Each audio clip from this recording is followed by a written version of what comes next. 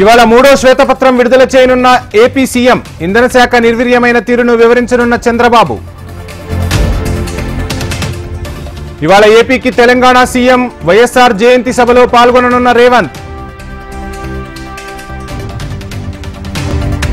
ఉమ్మడి మహబూబ్ నగర్ జిల్లా అభివృద్ధిపై సీఎం ఫోకస్, కలెక్టర్లతో భేటీ కానున్న రేవంత్.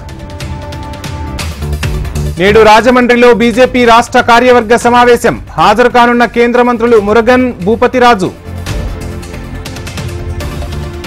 తెలంగాణకు భారీ వర్ష సూచన, పలు జిల్లాల్లో భారీ వర్షాలు కురిసే అవకాశం.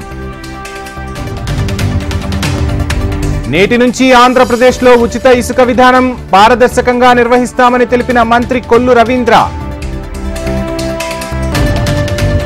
తిరుమల తిరుపతి దేవస్థాన ప్రక్షాళనపై దృష్టి సారించిన సర్కార్, టీటీడీలో కొనసాగుతున్న విజిలెన్స్ అధికారుల విచారణ.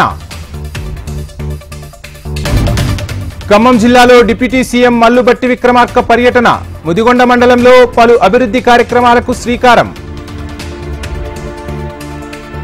సీఎంల భేటీతో ఒరిగిందేమీ లేదు, ఆంధ్రప్రదేశ్ ప్రయోజనాలు దెబ్బతీసేలా ఉన్నాయన్న కాకాని. పాత బస్తీలో విద్యుత్ అధికారులకు చేదు అనుభవం, అధికారులను నిర్బంధించి రిపోర్టులను చింపివేసిన స్థానికులు. రంగారెడ్డి జిల్లాలో నాటుసారా తయారీ కేంద్రాలపై దాడులు, 400 లీటర్ల బెల్లం పానకం ధ్వంసం చేసిన ఎక్సైజ్ అధికారులు. రెండో రోజు కొనసాగనున్న పూరి జగన్నాథ రథయాత్ర, జై జగన్నాథ్ నామస్మరణతో మారుమోగుతున్న పురవీధులు. నేడు జార్ఖండ్ అసెంబ్లీలో సీఎం విశ్వాస పరీక్ష, కేబినెట్ విస్తరణపై హేమంత్ సోరెన్ కసరత్తు. రష్యాలో మోదీ పర్యటన, ఇండో-రష్యా శిఖరాగ్ర సదస్సులో పాల్గొననున్న ప్రధాని. ఈ నెల 22 నుంచి పార్లమెంటు సమావేశాలు, 23న బడ్జెట్ ప్రవేశపెట్టనున్న ఆర్థిక మంత్రి నిర్మలా సీతారామన్. నేడు సుప్రీంకోర్టు ముందుకు నీట్ యూజీ వివాదం, విచారించనున్న చీఫ్ జస్టిస్ చంద్రచూడ్ ధర్మాసనం. అస్సాంను ముంచెత్తిన వరదలు, నీట మునిగిన పలు గ్రామాలు. ఉత్తరాఖండ్లో భారీ వర్షాలు, చార్ధామ్ యాత్ర తాత్కాలికంగా నిలిపివేత.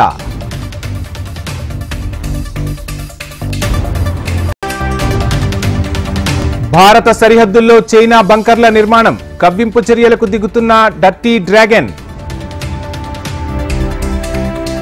అమెరికా అధ్యక్ష ఎన్నికల్లో బైడెన్ పోటీపై స్వపక్షంలోనే వ్యతిరేకత, కమలా హ్యారిస్ ను నిలపాలంటున్న డెమోక్రటిక్ పార్టీ సభ్యులు.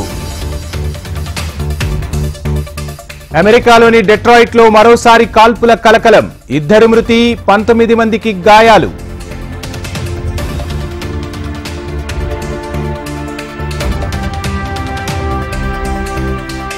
రెండో టీ20లో భారత్ ఘన విజయం, జింబాబ్వేపై 100 పరుగులతో గెలుపొందిన టీమిండియా.